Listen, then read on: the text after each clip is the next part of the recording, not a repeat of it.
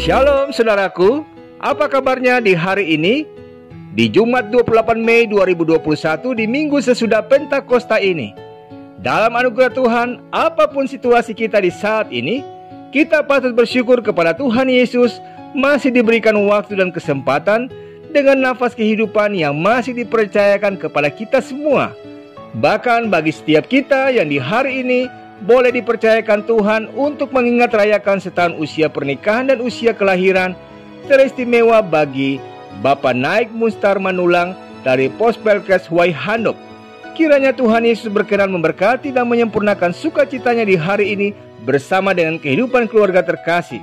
Kini saatnya saudaraku kita bersaat teduh dalam program Maturia Ministry sebagai tuntunan iman bagi kita semua melalui bacaan Alkitab dari Kisah Para Rasul pasal yang keempat ayat yang kelima hingga ayat yang ke-12. Mendahulunya kita sehati dalam doa. Bapa yang mulia, mensyukuri hari baru pemberian Tuhan di saat ini. Bimbinglah kami dan tuntunlah kami melalui sabda-Mu yang akan kami baca dan kami renungkan. Biarlah dengan hikmat Allah dan tuntunan Roh Kudus, kami semua boleh dimampukan untuk dapat memahaminya dan terlebih memperlakukan dalam kehidupan iman dan percaya kami. Dalam nama Yesus kami berdoa. Amin. Firman Tuhan di dalam Kisah Para Rasul pasal 4 ayat 5 hingga ayat yang ke-12 menyatakan, pada keesokan harinya, pemimpin-pemimpin Yahudi serta tua-tua dan ahli-ahli Taurat mengadakan sidang di Yerusalem dengan imam besar Hanas dan Kayafas, Yohanes dan Alexander, dan semua orang lain yang termasuk keturunan imam besar. Lalu Petrus dan Yohanes dihadapkan kepada sidang itu dan mulai diperiksa dengan pertanyaan ini. Dengan kuasa manakah atau dalam nama siapakah kamu bertindak demikian itu?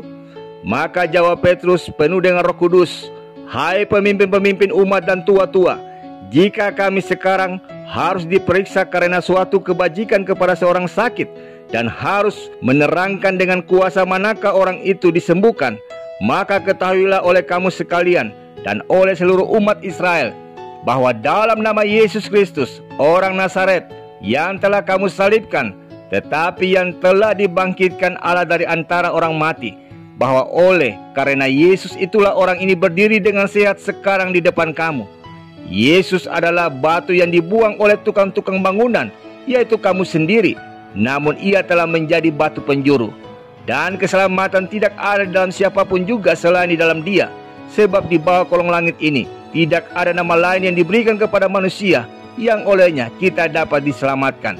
Demikianlah sabda Tuhan. Saudaraku, dikisahkan dalam bacaan kita ini, dengan sangat luar biasa Rasul Petrus dan Yohanes di hadapan para pemimpin Yahudi, tua-tua dan ahli Taurat.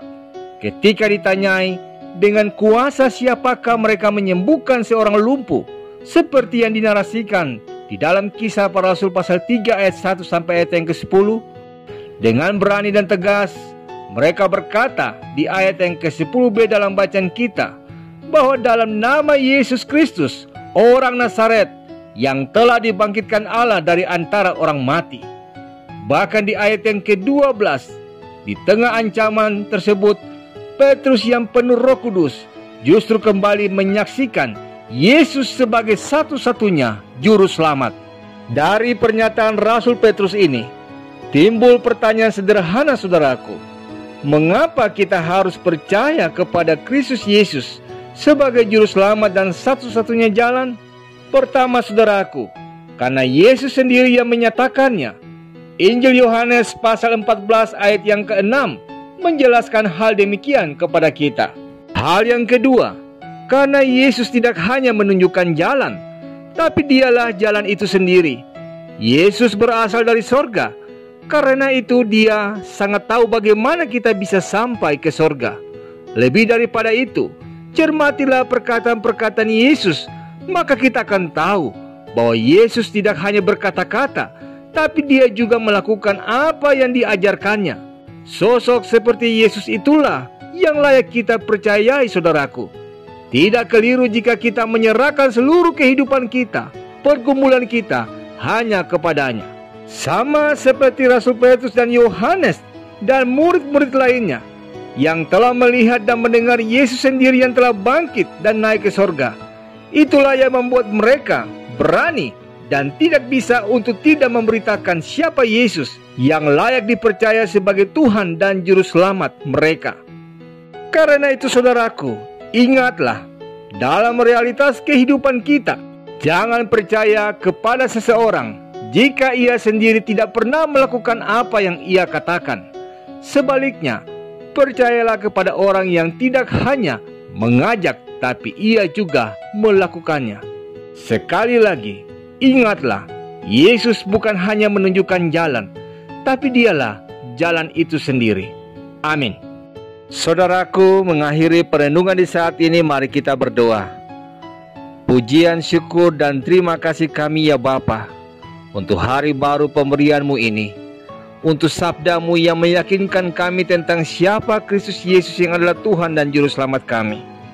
Tolonglah kami dengan Roh Kudus-Mu, agar di dalam masa-masa yang sulit sekalipun, kami belajar mempercayakan hidup kami sepenuhnya hanya ke dalam tangan-Mu yang penuh kasih dan setia. Sehingga di hari ini dan hari-hari selanjutnya, biarlah tangan kuasa-Mu menyertai setiap langkah hidup kami. Dan biarlah hanya dalam anugerah, rencana dan kehendak-Mu yang terjadi dalam kehidupan kami. Demi Kristus Yesus kami berdoa. Amin. Selamat pagi saudaraku, selamat berkarya, dan selamat beraktivitas, serta menerima anugerah berkat Tuhan di hari Jumat ini. Tuhan Yesus memberkati.